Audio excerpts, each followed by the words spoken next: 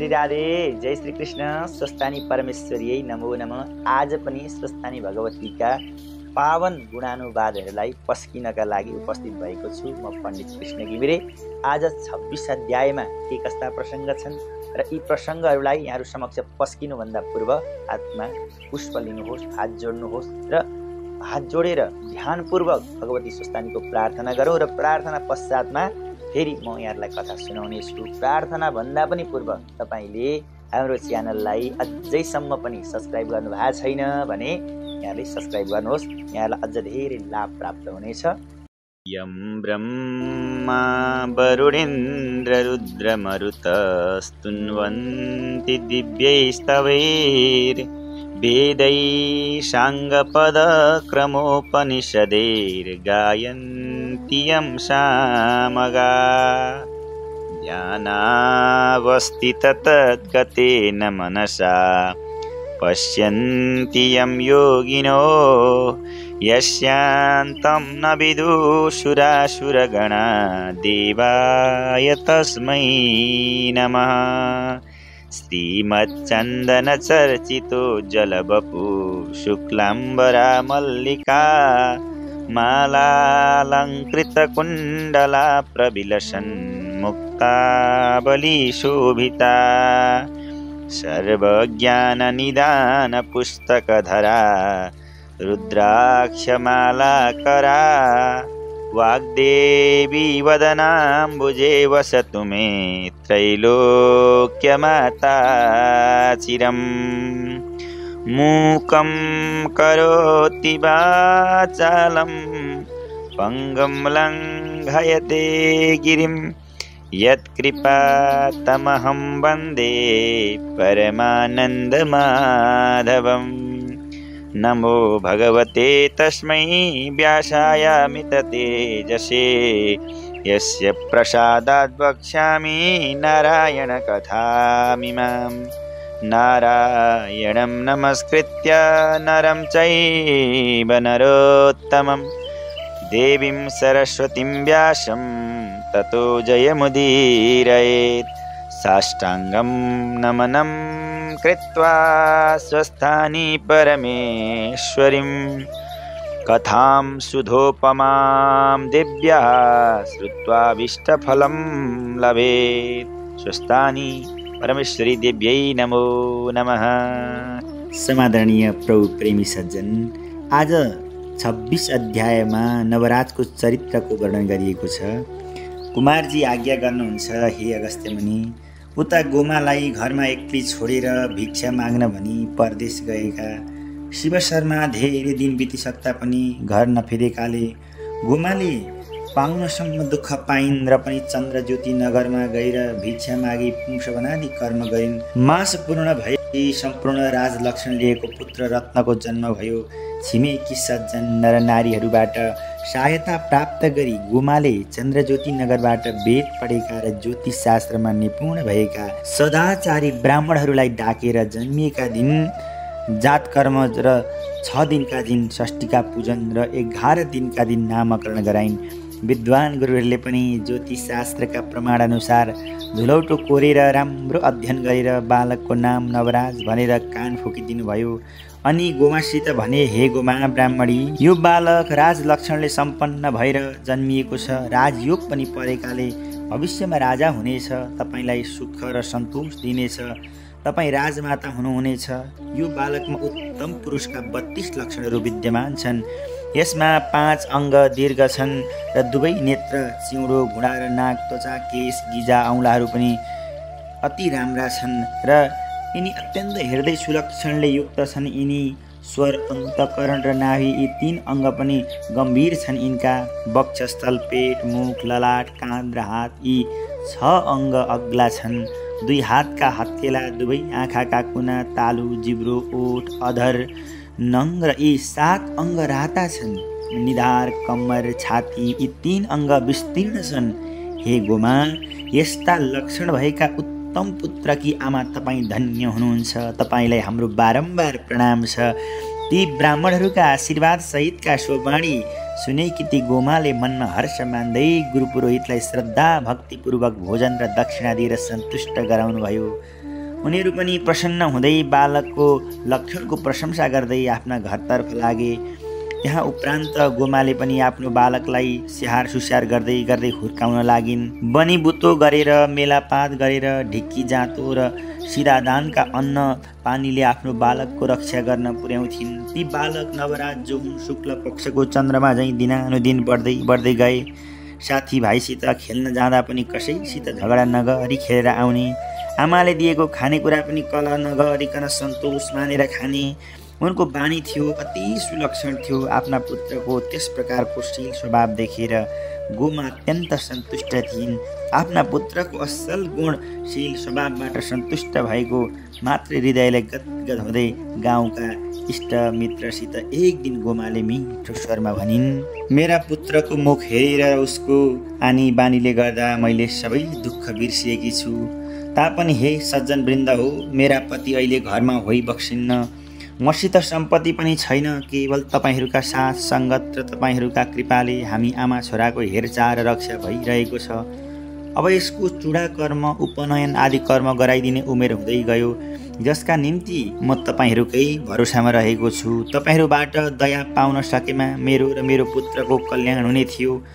गोमा ब्राह्मणीले आफ्नो इच्छा प्रकट गरेको सुनेर इष्टमित्रहरू मिलेर श्रद्धा र भक्ति अनुसार जो सकेको सहायता गर्ने निधो गरे। चुडा कर्म र उपनयन कर्म गर्न नवराजको ठिक अवस्था आइपुगेको देखेर सबैबाट सहायता प्राप्त भयो। त्यसपछि गोमाले पनि आवश्यक सामग्रीहरू जुटाइन् र धर्मशास्त्र वेद विद्या जान्ने आचारले पवित्र भएका असल गुरु पुरोहितहरूलाई डाकेर नवराजको चुडा कर्म र उपनयन कर्म गराइन्। त्यसपछि ज्ञान विज्ञान दर्शन साहित्य वेद पुराण आदि शास्त्रको अध्ययनमा लगाइन्।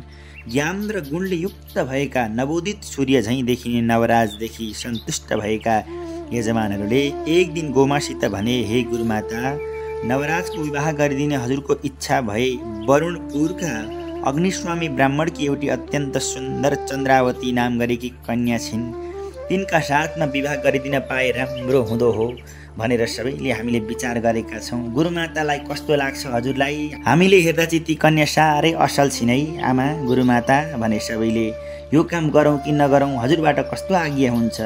यजमानहरूको यस्तो राम्रो इच्छा भएको बुझेर प्रसन्न हुँदै गोमाले भनिन्, दयाले युक्त भएका हे सज्जनहरू हो, यस्तो राम्रो तपाईँहरूको विचार सुनेर म धन्य भएको छु। आफ्ना यजमानले यसरी ममाथि कृपा गरी बोलेको अमृत झैँ बाणीलाई म किन चाहिँ नाइ भन्छु र? मेरा पुत्रले केही पनि धन आर्जन गर्न सकेको छैन आजसम्म। हे सज्जन वृन्द हो, कन्याले वरको र वरले कन्याको रूप मात्र हेर्छन्। माताले धन सम्पत्ति अनि खाइन पाइन मात्र हेर्छिन् अरे। पिताले चाहिँ विद्या पढेको छ कि छैन, यो केटो कति पढेको हो भनेर हेर्छन् अरे। बन्धु बान्धवले कुल मात्र हेर्छन् अरे। अर्थात् कुलमा छोरी दियो भने कुन कस्तो छ कुल, फलानाले कस्तो कुलमा छोरी दियो भन्छन् अरे बन्धु बान्धवले, अथवा कस्तै कुलकी चेली विवाह गरियो भन्छन् अरे।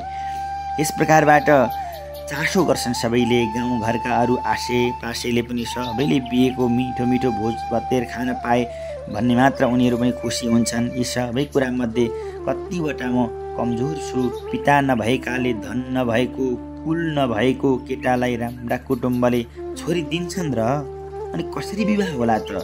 गोमाका कुरा सुनेर यजमानहरूले भने, हे गुरुमाता, तपाईँका घरमा त्यस्ता सम्पूर्ण लक्षणले युक्त पुत्र हुनुहुन्छ। ज्ञान विज्ञान धर्मशास्त्र र वेदका ज्ञाता भएका पुत्रकी आमा पनि तपाईँ हुनुहुन्छ। हामी तपाईँमा श्रद्धा राख्ने इष्टमित्र र यजमान पनि वरिपरि छौँ। अनि तपाईँलाई के को अपुग छ? ठुलो सम्पत्ति र इज्जत भनेको त असल छोराछोरी, असल मन, शुद्ध व्यवहार, आत्मीय र प्रेम दर्शाउने इष्टमित्र त हुन् नि। अरू सबै कुरा त सबैमा छँदैछ नि। हजुर किन चिन्ता गरिबक्सन्छ यसरी? गुणवान पुत्र गुणवती पुत्री जसका छन् तिनलाई महाधनी भन्नुपर्छ आमा। पैसा हुनु मात्र धन हुनु होइन, असल सन्तान हुनु सबैभन्दा ठुलो धनवान हुनु हो। चाहिने सरसाम के छन् भन्नुहोस्, बरु हामीहरू जुटाइदिनेछौँ। तपाईँले मनमा पीर मान्नु पर्दैन। आफ्ना इष्ट मित्रहरूबाट यस्ता चित्त बुझ्दा कुरा सुनेर हर्ष विभोर भएकी गोमाले भनिन्, हे सज्जन वृन्द, म धन्य रहेछु। लौ विवाहको निधो गरौँ। तब यजमानले पनि ती अग्निस्वामीका घर गई केटी मागी कुरा छिनेर शुभ विवाहको दिन लग्न ठहराएर घरमा आउनुभयो। अनि गोमालाई सबै कुरा बताए। कन्या पक्षबाट पनि भला आदमीहरू आएर घर केटो हेरेर गए।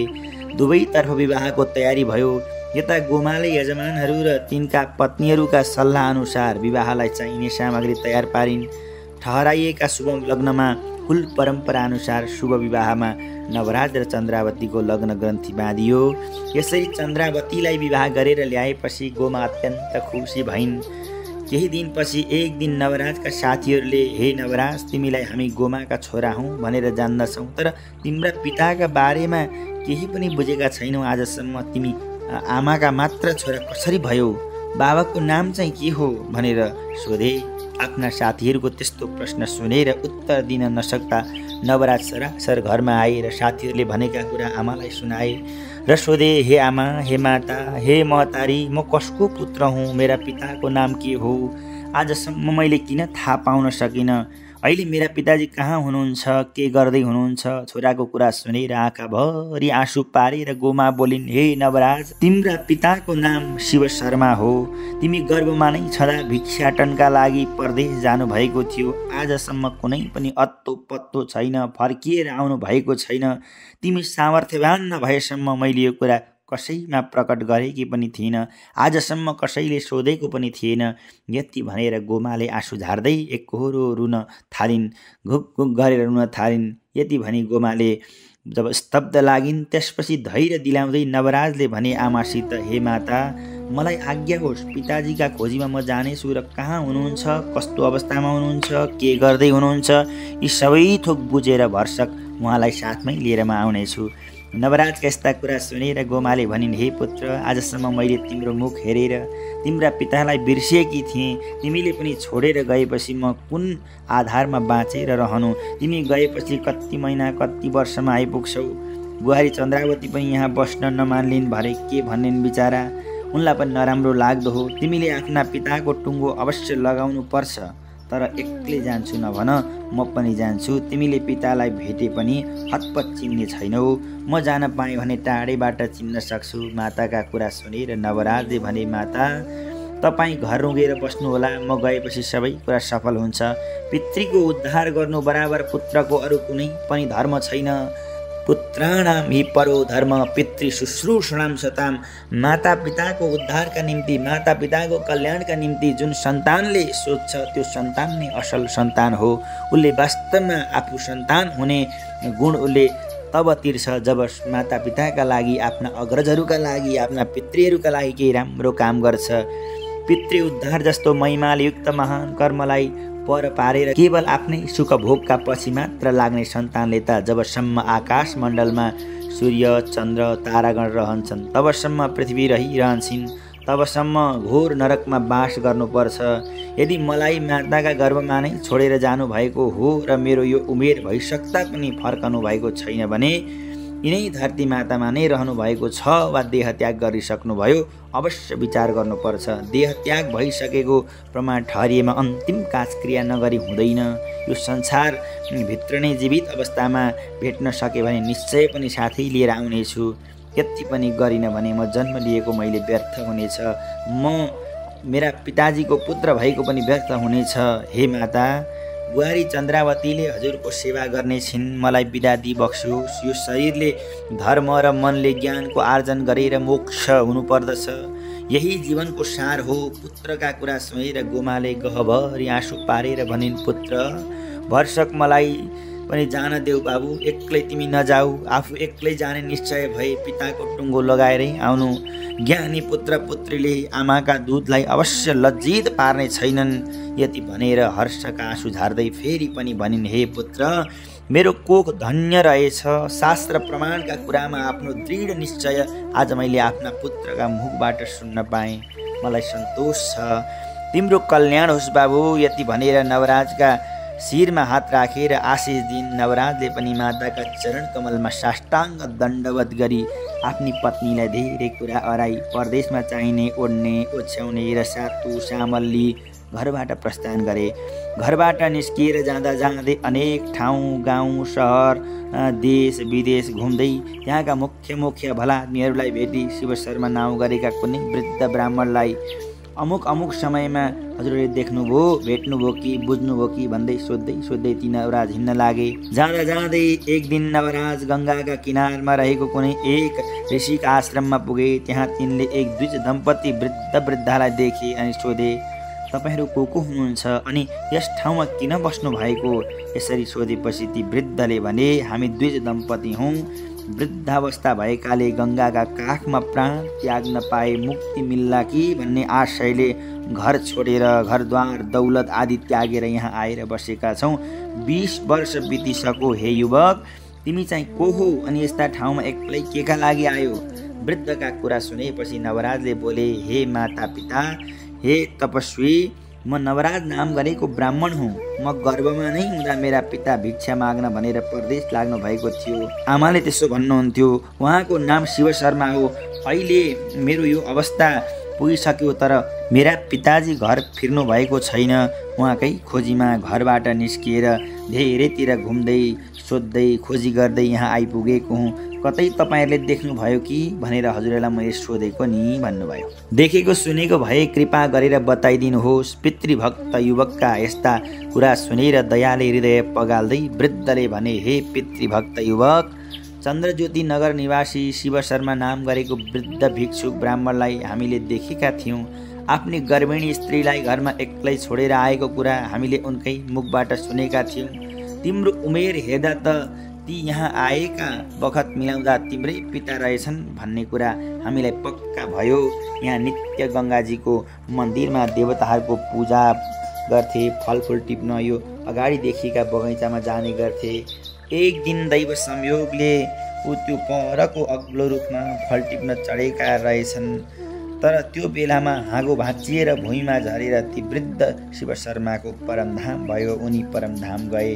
त्यो रुखको फेदमा अझैसम्म उनका अस्थिहरू समूह होलान्, त्यहाँ गएर हेर भनेर ती वृद्ध दम्पतिले नवराजलाई देखाइदिए। नवराज पनि हतार साथ त्यहाँ पुगेर हेर्दा रुखको फेदमा झार जङ्गलले छोपिएको मानव अस्थिहरू पुराना र छरिएका देखे। अनि उनले, हे पिता, मेरो जात कर्मादि कर्म गर्न मेरी मातालाई सुत्केरीबाट उकास्ने मनसायले भिक्षा माग्न आउनुभएकोमा मेरो मुख पनि देख्न नपाई यस्ता बिराना ठाउँमा आएर रुखका हाँगासँगै झरेर हामीलाई छोडेर परमधाम हुनुभएछ।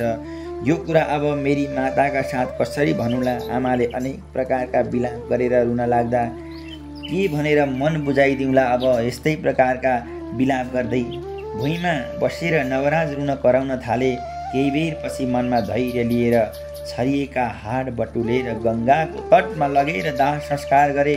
त्यसपछि आश्रममा रहने वृद्ध ब्राह्मण दम्पतिका सहाराले आफ्ना मर्यादा अनुसार पिताको दशगात्रादि अन्त्येष्टि क्रिया गरे र दक्षिणा दिएर भक्तिपूर्वक प्रणाम गरेर घर फिर्न लागेका ती ब्राह्मणलाई विदा गरे। ती वृद्धाले पनि नवराजलाई धन्यवाद र आशिष दिँदै अर्थी पनि दिए, हे नवराज, तिम्रो माता पिता धन्य हुनुहुन्छ, जसले तिमी झैँ सत्पुत्रलाई जन्म दिएका रहेछन्। उनलाई तिमी झैँ आज्ञाकारी पुत्रको प्राप्ति भयो। पुत्रका निम्ति माता पिता नै गुरु र देवता पनि हुनुहुन्छ। माता पिताको सेवा नै सदाचार हो। माता पिताका चरणको जलले तीर्थको जलले स्नान गरे झैँ हुन्छ। पुत्रका निमित्त संसारमा पिता नै परमात्मा हुनुहुन्छ। पिताभन्दा पनि बढी माता हुनुहुन्छ, किनभने 10 महिनासम्म पेटमा राखेर जन्म दिएर पालन पोषण गर्दै हुर्काउने काम आमाको हुनाले आमाको स्थान बाबाको भन्दा उच्च श्रेणीमा हुन्छ। गङ्गाका पवित्र जलले अभिषेक गर्नु र माताका चरणका जलले अभिषेक गर्नुमा माताकै चरणका जलले अभिषेक गर्नु श्रेष्ठ मानिन्छ। पुत्रले सन्यास लिएको छ भने पिताले उसलाई नमस्कार गर्नुपर्छ, तर मातालाई भने सन्यासी पुत्रले पनि नमस्कार गर्नुपर्छ, खुट्टैमा ढोग्नुपर्छ। हे नवराज, यी कुरा प्रष्ट बुझेर माताको राम्रो सेवा गर्नु, धेरै सुखको चाहना नगर्नु। हेर पुत्र, लोकका सृष्टिकर्ता ब्रह्माजी कमलका पातमाथि बस्नु भएको छ। भगवान विष्णु पनि ससुरालीमा गएर समुद्रमाथि शेषनागका काखमा बिना ओढ्ने ओछ्याउने नै सुत्नु भएको छ। आशुतोष शङ्कर भगवान पनि नाङ्गै रहेर कैलाशमा टाकुरामा बस्नुहुन्छ। संसारलाई जस्तो पनि वरदान दिन सक्ने ईश्वरलाई सुखको चाहना छैन भने सुखमा केही पनि रहेन रहेछ। उता धनपति कुबेरलाई भने खाने, बस्ने, सुत्ने फुर्सद छैन, धनकै चाहना छ। त्यसकारण हेर नानी, धनको सुखको खोजी गर्न पट्टि नलागेर केवल परमार्थ चिन्तन गर्नु चाहिँ सबैभन्दा उत्तम प्राणीको धर्म हो। त्यसैले हित पनि गर्छ। जसमा अर्काको दोष देख्ने स्वभाव छैन, जो कसैको डाहा गर्दैन, जो ज्ञानी छ, जो धैर्य छ, जो शान्त चित्त छ, त्यसैलाई भगवानको भक्त भनिन्छ। मनले, वचनले, कर्मले जो अरूलाई पीर गर्दैन, जोसित धन बटुल्ने बानी छैन, राम्रा र उत्तम कथा श्रवण गर्नमा जसको बुद्धि सात्विक रूपले लागेको छ, जो मातापिताको भक्त, भगवानको सेवक हो, जो चाहिँ यस्ता आर्तजनहरूलाई सहयोग गर्छ, अर्काको निन्दा कहिले गर्दैन, सबैको हित हुने वचन मात्र बोल्छ, सबैको कल्याण गर्छ, सबै प्राणीमा भगवानको रूप देख्ने र देखाउने काम गर्छ उसले, र अर्काको भलो देख्न साथ प्रसन्न हुनु, हरि कीर्तन गर्नु, कुलाचारको पालन गर्नु आदि गुणहरूलाई बुझेर हे नवराज, तिमीले गृहस्थ आश्रमको पालना गरेर बस्छ। ती वृद्ध वृद्धाको पालो गरी गरी यस्ता अर्थी पाएपछि तिमीलाई श्रद्धापूर्वक प्रणाम गरेर त्यो आश्रमबाट बाहिरिएर नवराज कता जाउँ, के गरौँ र छटपटाउन थाले। र जाँदा जाँदा खर्च छैन, केही नलिकन जाँदा उहाँ अति दुःख छ। घर पुगेर फेरि परदेशबाट के ल्याउनु भयो त स्वामीजी भन्दा के देखाउने। अर्कातिर घरमा गएर पनि यो शोक समाचारले के भन्ने, आमालाई के भन्ने, श्रीमतीलाई के भन्ने। पिताको पत्तो लगाइहाल्ने काम अब गर्ने कर्तव्य पनि गरेँ, तर पिताको पत्तो लागेन। यसो हुँदा कुनै उत्तम राजाको सेवा गरी शुद्ध द्रव्यको आर्जन गर्छु, अनि घरमा गएर अमूल्य उपदेशको पालना गर्दै माताको सेवा गरेर बस्नेछु। र नवराजले यस्तो विचार गरे, कुनै एकादेशका सदाचारी राजाका दरबारमा नै राजाको सेवा गरी पाऊँ भनेर वर्ष गरेर बसे उनी। यस प्रकारबाट माता पिताको सेवाभन्दा ठुलो केही पनि रहेन रहेछ। यो 26 अध्यायको सार पनि यही हो सज्जन। आमा बुबाको सेवा, आमा बुबाको लागि केही गर्न सक्छ सन्तानले भने, सन्तानलाई आमा बुबाले पनि हेर्नुहुन्छ। ऊ अत्यन्त धनी हुन्छ अरे, उसले आफूलाई उपभोग गर्ने, आमा बुबालाई उपभोग गर्ने भने उसले सञ्चय गर्छ। यदि सन्तान सद्ज्ञानी भयो भने उसले सञ्चय गरेर राख्छ, धर्मको सञ्चय गर्छ, अर्थको सञ्चय गर्छ, कामको सञ्चय गर्छ, मोक्षको सञ्चय गरेर राखेको हुन्छ। यस प्रकारबाट श्री स्कन्द पुराणे केदारखण्डे माघ महात्म्ये कुमार अगस्त संवादे श्री स्वस्तानी परमेश्वरी व्रत कथायां नवराज चरित्र वर्णनम नाम षष्ठविंशोऽध्याय। यहाँ भगवती स्वस्तानीका चरण कमलमा यहीँ अर्पण गर्दै भगवतीले तपाईँ सबैलाई कल्याण गर्नुहोस्, तपाईँहरू सबैको सुख शान्ति समृद्धिको कामना पनि गर्दछु र भगवती माता स्वस्तानीको असीम अनुकम्पा तपाईँहरूमाथि रहिरहोस्। आउनुहोस्, कार्यक्रमको विश्राम लिने बेलामा अब फेरि हामी प्रार्थना गर्नुपर्छ। प्रगति पथतिर जानका लागि प्रेरित गरिरहन्छ र स्वस्तानी कथा सँगसँगै आजको स्वस्तानी कथा अन्तर्गत 26 अध्यायको पावन कथालाई पनि यही विश्राम। भोलि 27 अध्यायमा अति राम्रो प्रसङ्ग आउनेछ। यहाँहरू सबैले हाम्रो च्यानल, युट्युब च्यानल सत्सङ्ग मार्ग टेलिभिजनलाई सब्सक्राइब गरेर यसलाई चाहिँ बेल आइकनमा थिचेर अनि यसका धेरै भजन कीर्तन कथाहरू छन् हाम्रो च्यानलमा, यहाँले सुन्न पनि सक्नुहुनेछ र यहाँलाई यो अनुरोध गर्दै ओम उपनयतु मङ्गलं सकल जगन् मङ्गलालयः श्रीमान् दीनकर किरण नवोदित नवनलिनदल निवेक्षणः श्रीकृष्णः काले वर्षतु पर्जन्य पृथिवी शस्यशालिनी देशोऽयं क्षोभरहितो ब्रह्मणा सन्तु निर्भयाः अपुत्रः पुत्रिणः सन्तु पुत्रिणः सन्तु पौत्रिणः निर्धना साधना सन्तु जीवन्तु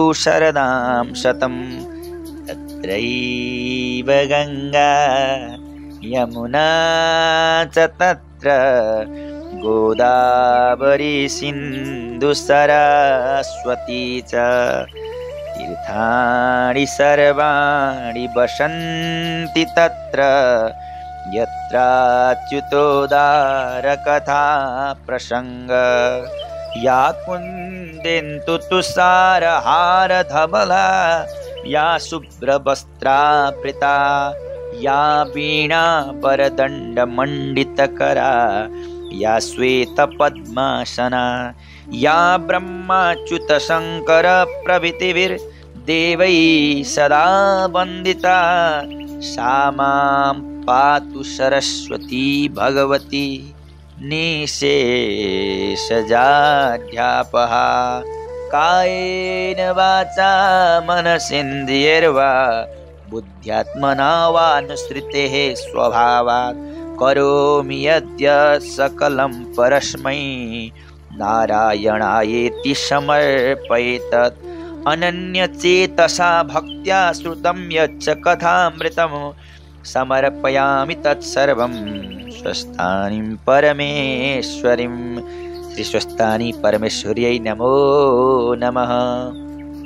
अज्ञानी छौँ अधम छौँ पटमूर्ख नै छौँ जस्तै भए पनि प्रभु शरणागति छौँ जस्तै भए पनि हजुर शरणागति छौँ।